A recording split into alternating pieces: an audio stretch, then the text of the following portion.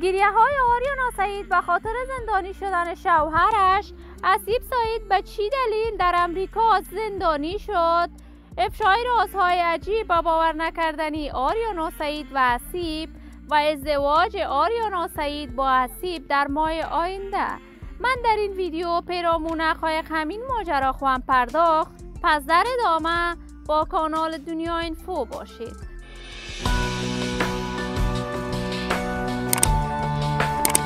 سلام و سلامتی ایام به کامتان باد. شما را خوش آمدید میگم به یکی دیگر از ویدیوهای جذاب کانال دنیا اینفو. برای عضویت با این کانال علامت سابسکرایب را فشار دهید تا از ویدیوهای دیگر کانال دنیا اینفو هم آگاه شوید.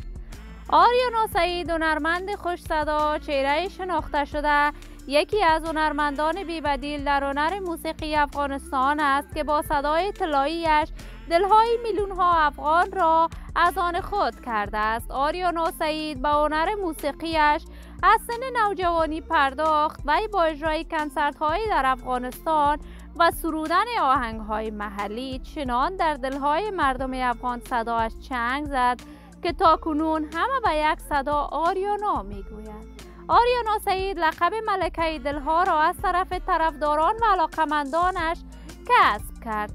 آریانا سعید در کشور انگلستان بزرگ شده است ولی علاقه فراوانی به افغانستان دارد و همیشه کنسرت‌هایش در سرتاسر جهان برگزار می شود. چند می شود اسیب سعید در کشور امریکا به دلیل نامعلوم زندانی شده است و به همین خاطر آریانا سعید گریه‌های در صفحات مجازی برای آزاد شدن همسرش کرده است. ولی تاکنون معلوم نیست اسیب به چی دلیل زندانی شده است. این همه در حال بود که آریانا سعید قرار بود در ماه آینده با اسیب سعید در ایتالیا عروسی کند. ما در انتظار نشر تازه ترین برنامه‌های هنری و آهنگ‌های آریانا سعید خواهیم بود. عزیزان و دوستان نهایت خوب کانال دنیا اینفو، شما هم نظریاتتان را در بخش کامنت با من شریک بسازید. این ویدیو را با علاقه‌مندان و دوستان آریانا سعید و اسیب به اشتراک بگذارید. برای عضویت با کانال دنیا اینفو علامت سابسکرایب را فشار دهید. تا درودی دیگر تمام شما خوبان را به الله منان سپرده موفق و کامیاب باشید.